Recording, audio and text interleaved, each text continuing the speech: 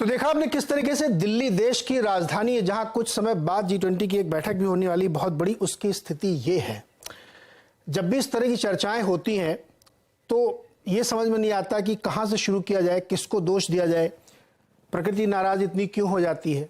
Political corruption है, अतिक्रमण है, टाउन प्लानिंग की बहुत ही खराब स्थिति है कि इस तरीके की सिचुएशन को देश की राजधानी, जहां माना जाता है कि इंफ्रास्ट्रक्चर काफ़ी बेहतर किया जाता है, ऐसे दावे किए जाते हैं, लेकिन कलई आपके सामने खुलती हुई दिख रही है। बातचीत आज इसी पे होगी।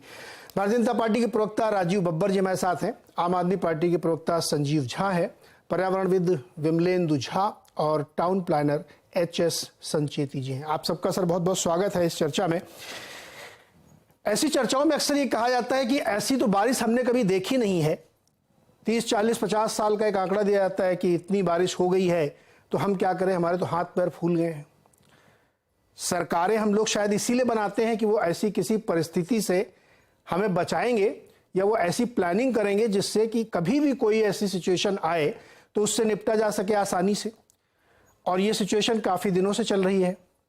अभी पिछले 2 दिन से बारिश नहीं हो रही, उसके बावजूद ये हालात हैं।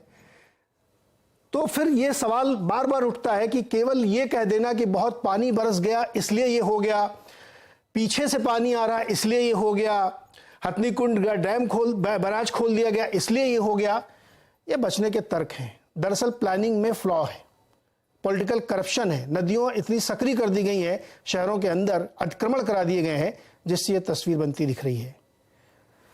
संजीव झा जी, अब तो दोनों सरकारें आपकी हैं सर दिल्ली में,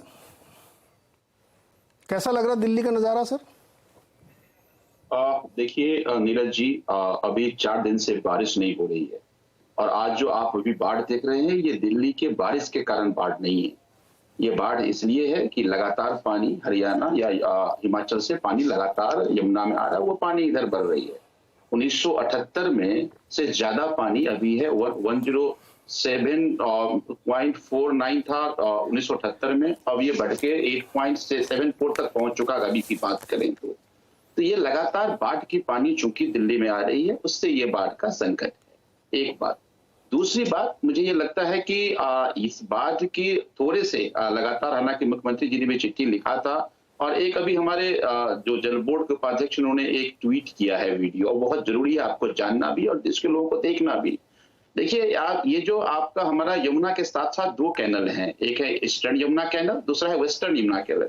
ईस्टर्न यमुना कैनल यूपी की तरफ जाता है, वेस्टर्न यमुना कैनल जो है वो हरियाणा की तरफ जाता है, जो दिल्ली में भी वो मुनाक नहर के तरफ आता है। आज मुनाक नहर सूखा पड़ा हुआ है, ईस्टर्न यमुना कैनल सूखा पड़ा हुआ है। थोड़े से पानी अगर डाइवर्ट कर दिया जाए, और अभी जो पानी लगातार 1978 में भी 7,000 क्यूबिक पानी आया था और ऊपर पानी गया, लेकिन लगातार पहले 3 लाख क्यूबिक छोड़ा गया, फिर उसके बाद 2 लाख क्यूबिक छोड़ा गया, फिर 1 लाख क्यूबिक छोड़ा गया, आज 78,000 क्यूबिक छोड़ा गया। तो लगातार ये 3 दिन से पानी आ रहा है। अब पानी के इनलेट और आउटलेट में फर्क है।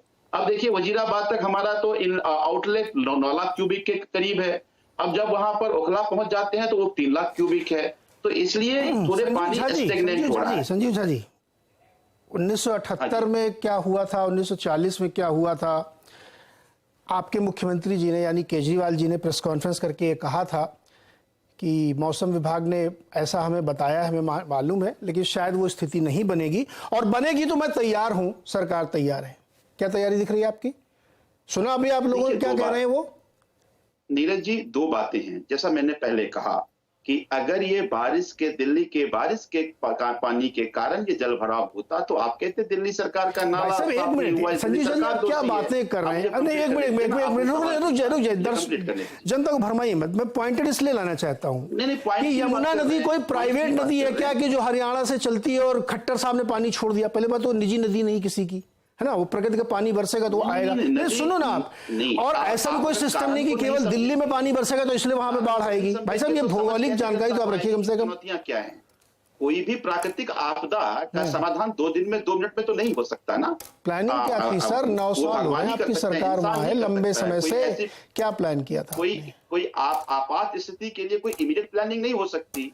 और दूसरी बात कि जब यमुना में पानी का आप देख रहे हैं प्रभाव, तो ये आउटलेट जो कैनल है उसमें भी आ रहा है, और उसी आउटलेट कैनल जो पहले यमुना की तरफ पानी जाता था अब वो पानी यमुना से होकर हमारे दूसरे कैनल में आ रहे हैं, अटल कैनल में आ रहे हैं, चाहे टो ड्रेन है हमारा, चाहे नजफगढ़ ड्रेन है, और उसी ड्रेन से फिर जो नियर बाई एरिया है उसमें पानी संजीव झा जी एक चीज बताइए ना, आप थोड़ा समझदार आदमी यार, पढ़े लिखे आदमी, देखो ना आजकल जो बिल्डिंगें बनती, मकान बनते हैं, अभी आप चिंता मत करिए, सब सरकारों का ही दोष मैं गिना रहा हूँ, तो भूकंप रोधी मकान बनाए जाते हैं, है ना, रेन वाटर हार्वेस्टिंग की व्यवस्था की जाती है, सड़कों किनारे बड़े ड्रेनेज बनाए जाते हैं, बरसात से पहले नालियां साफ करा ली जाती हैं, यही तो काम होता है ना सरकारों का। और क्या काम है सरकारों का? क्या आपने ये किया? क्या आपातकाल की स्थिति के लिए तो सरकार चुनी जाती है, वरना तो जीवन चल ही रहा, समाज जीवन। आपका क्या काम है सरकारों का? वो भी डेटा में आप देखिए, अगर इमीडिएट बात, दो तरह की बातें हैं, एक लॉन्ग टर्म प्लान क्या है और इमीडिएट प्लान क्या है। तो इमीडिएट प्लान की बात कर रहे हैं तो नालों की सफाई, नाले दो तरह के हैं, एक गलियों के नाला, दूसरा आउटफॉल नाला, तो दोनों नालों की सफाई प्रॉपर हो गई। यमुना के किनारे का अतिक्रमण जो है उसके बारे में आपने क्या किया, मुझे ये बताइए। सफाई से इसका कोई लेना देना नहीं है। जो आज बाढ़ है, ये बाढ़ आज बाहर से जो पानी आ रहा है दिल्ली में उसके कारण हो रहा है, और इसके कारण ना केवल यमुना के साथ साथ हमारे जितने भी ट्रेन हैं उस सभी ट्रेन में पानी आ गया है, और उससे छोटी छोटी नाला जुड़ती है, उस नाले के थ्रू उधर पानी आ गया, तो इससे नालों की साफ सफाई। हाँ, एक बात से मैं सहमत हूं, आप कह सकते हैं कि अभी एनक्रोचमेंट एक कारण हो सकते हैं, चाहे वो एनक्रोचमेंट यमुना में हुआ हो, चाहे आप कह सकते हो पुल के जरिए हुआ हो। लोगों ने क्या किया सर? मेरा सवाल तो वही है ना, देखिए अगर ये कोई कुछ नहीं कर सकता, आपातकाल की स्थिति है, नेचुरल डिजास्टर है, तो फिर बात ही खत्म ना। फिर केजरीवाल जी या भारद्वाज जी क्यों घूम रहे हैं सड़क अपने आप सब ठीक हो जाएगा, पानी निकल जाएगा। तो इसलिए घूम रहे हैं कि इमरजेंसी मेजर्स लें। हमने पहले कहा 1978 के बाद पहली बार ऐसा हुआ है। क्या आपने मुझे टाउन प्लानिंग बताइए, आपने टाउन प्लानिंग क्या की? एक मिनट संजीव झा जी, दिल्ली का अपना कोई क्लाइमेट नहीं है, ये आपको पता है कि नहीं पता? पहले ये बताइए। नहीं पता ना? नहीं, बिल्कुल पता है। नहीं पता आपको सर?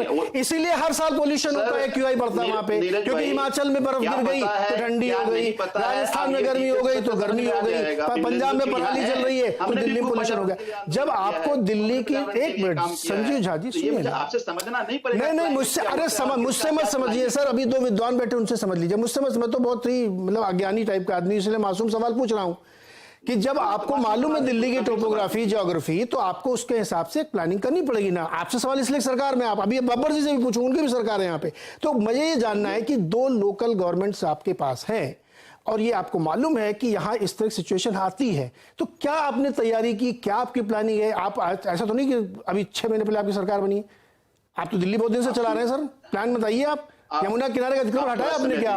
नदियां सक्रिय हो गई हैं। समय दीजिएगा और ये सुन लीजिए, मैं तैयारी बोलिए निर्बाध समय। दोनों बातें कहा कि शॉर्ट टर्म तैयारी क्या होना चाहिए और लॉन्ग टर्म तैयारी क्या होना चाहिए। शॉर्ट टर्म तैयारी की जहां तक बात है तो सभी, चाहे कॉलोनी का ट्रेन हो, चाहे उसके बाहर का ड्रेन हो, या बाहर का नजफगढ़ ड्रेन, टो ड्रेन या बाकी ड्रेन हो, उसकी सफाई होनी चाहिए, ताकि अगर बारिश हो तो बारिश का पानी छोटे ड्रेन से मझले ड्रेन में, मझले ड्रेन से बड़े ड्रेन में जाए, फिर वो बाहर निकल जाए।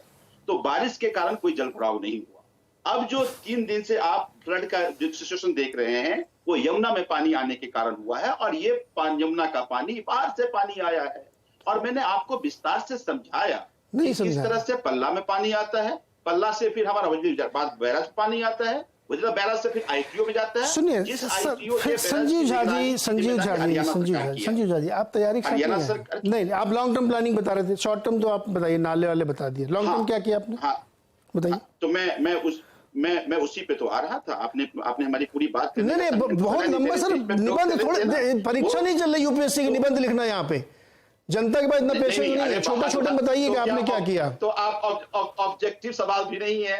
अरे तो भाई आप थोड़े में बताएंगे ना कि हमने ये किया था लेकिन फ्लॉप हो गए हम, या हमने ये किया था ये सक्सेसफुल हो गए। चुनौतियां क्या है देखिए, आज कोई भी, मैं एक क्षेत्र का विधायक हूं नीरज जी, और वो क्षेत्र बुरारी आता है, और बुरारी यमुना के किनारे है। अब यमुना के किनारे है, हमारे यहाँ यमुना का पुस्ता था, हमने उसके हाइट को बढ़ाया। अगर हाइट नहीं बढ़ा होता तो आज यमुना फ्लडेड हो गया, हमारा क्षेत्र फ्लडेड हो गया रहता। इसी तरह से बाकी भी एम्बैंकमेंट की पहले व्यवस्था होनी चाहिए। लेकिन जब मैं अपने यहाँ हाइट बढ़ा रहा था तो बहुत सारे एक्सपर्ट कह रहे थे कि 1978 से बड़ा बाढ़ नहीं आ सकता है। आज 1978 से बड़ा बाढ़ आया है, इस पे भी स्टडी की जाएगी, फिर इस पे प्लान की जाएगी, कोई भी प्लान आपका अंतिम नहीं होता है कि इसके बाद कुछ होगा ही नहीं। कोई आप भाई साहब आपने संजीव जी अब हो गया ना, अभी आपने नहीं ये जवाब सुनिए ना सर, ये जवाब सिर्फ 250 शब्दों वाले हैं, आगे तैयारी कर ना मुझे 500 शब्दों का जवाब चाहिए, ना मुझे एक लाइन का चाहिए। नहीं हो गया, अभी सुनिए सवाल सुनिए सर, लॉन्ग टर्म प्लानिंग सुनिए, लॉन्ग टर्म प्लानिंग सुनिए हिमाचल को भी, हरियाणा संजीव। हाँ, यही पॉइंट मैं सुनना चाहता था कि इसके लिए हिमाचल, हरियाणा, उत्तर प्रदेश और गंगोत्री से लेकर के सब जगह तक ये प्लान हो चाहिए। तो सुनिए ना महाराज, संजीव जाजी, अरे संजीव जाजी एक मिनट सुन जाइए।